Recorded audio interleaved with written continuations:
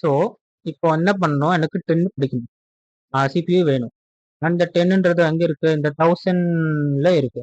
Okay, மெமரியில் 1000 அப்படின்ற ஒரு மெமரி அட்ரஸ்ல அது இருக்கு. ஓகே, இப்போ இந்த சிபியூ என்ன பண்ணுவான்னா, எனக்கு வந்து அட்ரஸ் வேணும், சாரி டேட்டா வேணும் அப்படின்னு சொல்லிட்டு அந்த அட்ரஸை கொடுத்துருவான். ஓகே, எக்ஸாம்பிளுக்கு வச்சுக்கோங்க. ஸோ இது வந்து அட்ரஸ்.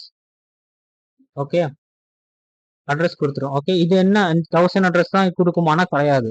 இதுக்குன்னு சொல்லிட்டு தனியாக ஒன்று கம்ப்யூட்டேஷன் பண்ணி வச்சிருக்கோம், அந்த அட்ரஸை தான் கொடுக்கும். ஓகே, கொடுத்துட்டு இது வந்து ஒரு கண்ட்ரோலை கொடுக்கும்.